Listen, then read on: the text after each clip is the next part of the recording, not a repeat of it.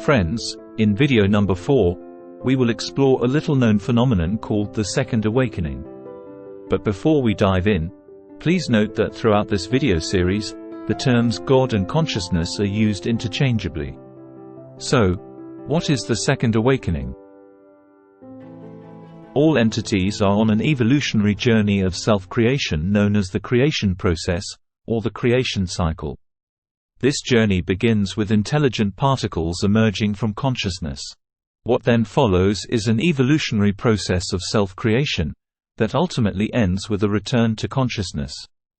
The creation cycle is therefore a circular journey of self-creation that begins and ends with consciousness. Throughout this journey, entities remain in a continuous state of evolution, driven by an innate desire to combine with other entities, thus strengthening their connection with consciousness. A pivotal point in this journey occurs when the connection with consciousness becomes strong enough for the physical entity to awaken and become self-aware. This moment is called the First Awakening. But there is also another crucial milestone in this journey, called the Second Awakening. This marks the moment when the entity reawakens a dormant channel between its mind and consciousness. Once this channel is reawakened, the mind of the entity will have the ability to unlock and channel the unlimited knowledge and power of consciousness. This ability empowers humans to make dramatic physical changes to the things around them, often through acts described as miracles. Now, in the preceding video, we explored the important relationship between mind, body, and consciousness. We visualized the mind as the bridge, mediating the flow of information between a needy physical body on one side, while on the other side we have consciousness, an entity with no needs. As a result, the channel between the mind and consciousness is mostly inactive and dormant, and most humans are unaware that this channel even exists. So, how can we reawaken this dormant channel? Well, to find the answer, we need to explore two crucial questions. Firstly, is it genuinely possible for humans to experience a second awakening?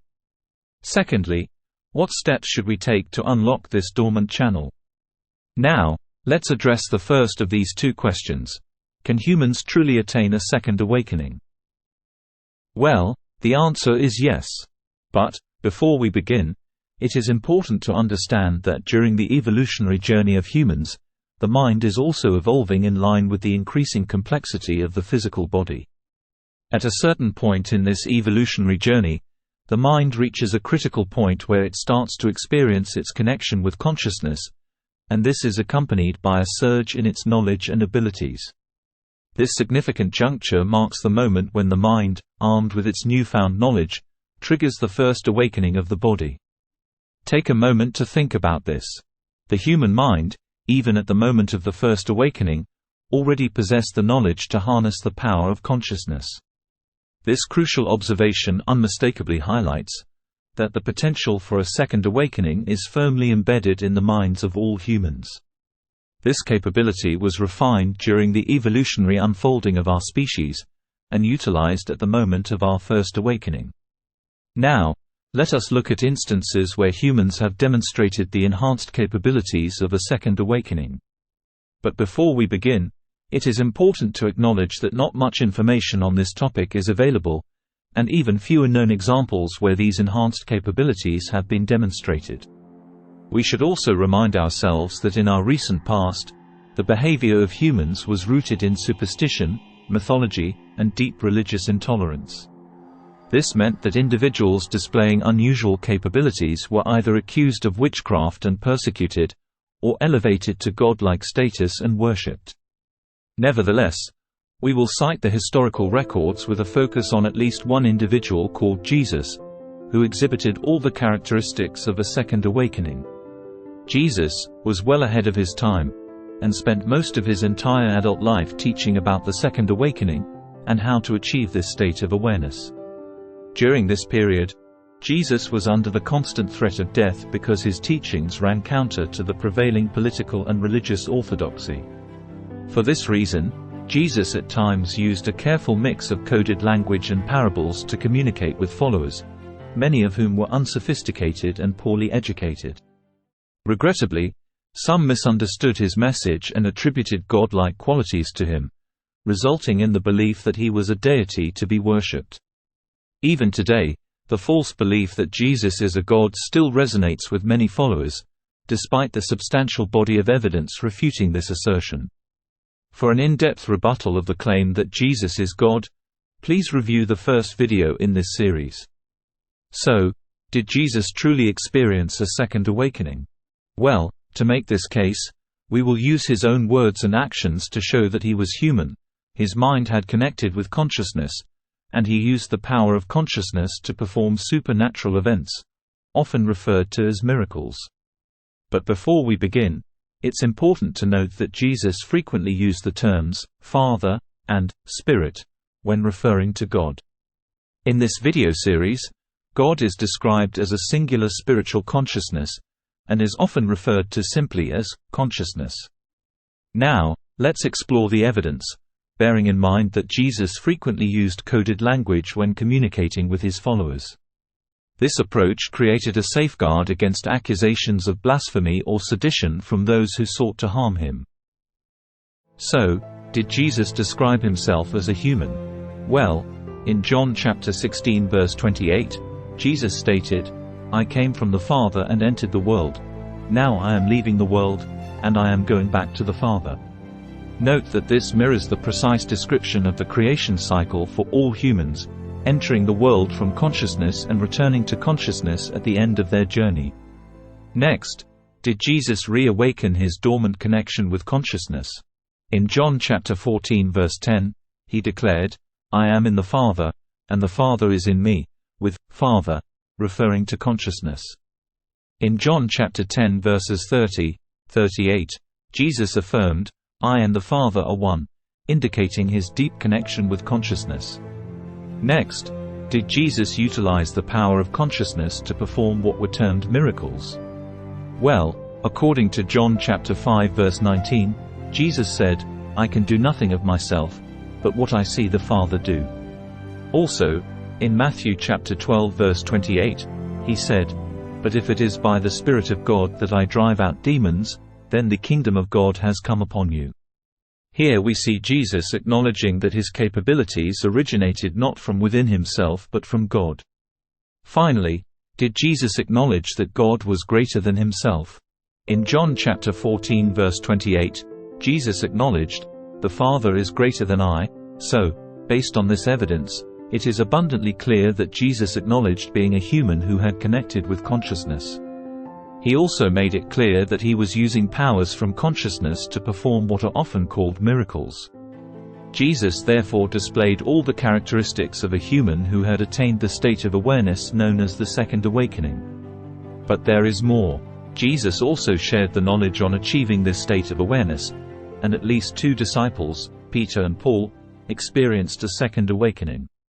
There is evidence pointing to a long list of activities by Peter and Paul, including healings and resurrections, commonly referred to as miracles. So, now that we have firmly established that humans can experience a second awakening, let us look at what Jesus instructed his followers to do to attain this state of awareness. Jesus is a reliable and compelling source in this context, because he personally attained this awakening and was able to successfully teach others how to achieve it. Put simply, Jesus taught that the doorway to the second awakening opens when we practice oneness by sharing and caring for others, with an attitude that leaves no one behind. The following is a summary of some of his teachings. John chapter 14 verse 6-12, "If you follow my teachings, you will connect with the Father and do even greater works than I have done." John chapter 14 verse 20, "Soon you will all realize that I am in the Father, you are in me, and I am in you." John chapter 14 verse 23, "If you do not practice oneness, God will not reside in you." These words convey a simple yet crucial message. The channel between humans and God reopens when we actively practice oneness with each other, because God is one, and we are one. Consider the similarity between this teaching of oneness and the bio-evolutionary path of humans. In the initial phase of the human creation cycle, particles had to combine at the molecular level to trigger the first awakening. The second awakening is therefore a natural progression from the first, but with a crucial distinction.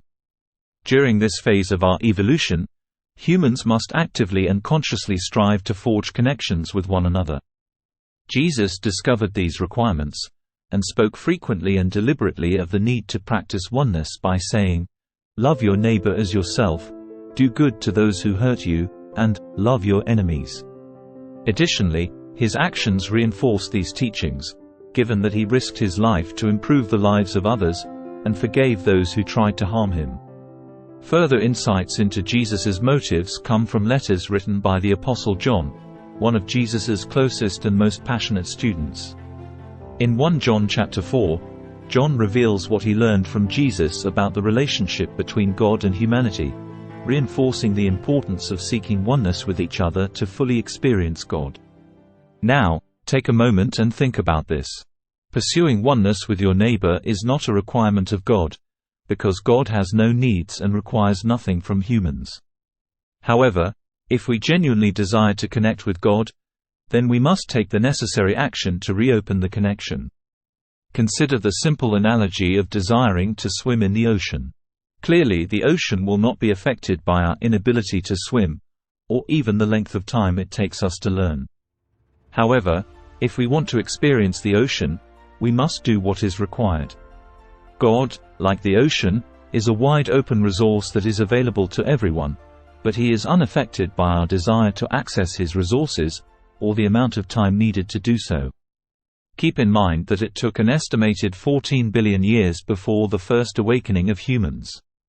In conclusion, Jesus discovered a way to achieve a second awakening and, recognizing its potential impact, risked his life to share this knowledge.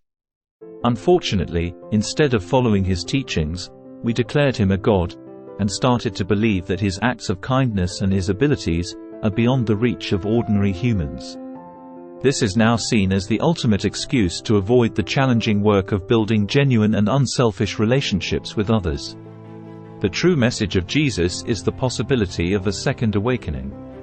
Regrettably, for the last 2,000 years this message has been lost, because it has been misappropriated and repurposed. Here are 3 important questions and their respective answers from this video. Number 1. What is the second awakening? The second awakening is the next step in our evolution as humans, where we learn to unlock a dormant channel between our minds and consciousness, or God. Once this channel is unlocked, we will experience a surge in our human capabilities and knowledge.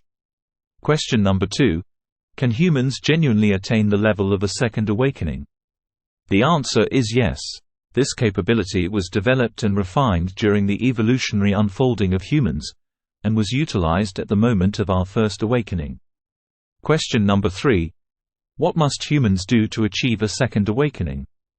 Jesus, having personally attained this awakening and successfully guided others to it, told his followers that the pathway to the second awakening is unlocked when we practice oneness with others. This requires us to actively share and care for others, with an attitude that leaves no one behind. If you found this video informative, please like, subscribe, and share to stay updated. We also want to hear your thoughts, so please leave a comment below. In our next video, we will provide insights into angels, the devil, heaven, and hell. Much of the information in this video is extracted from my recent book entitled, Welcome to the New God: Truths About God and Who We Are. A link to this book is in the description below.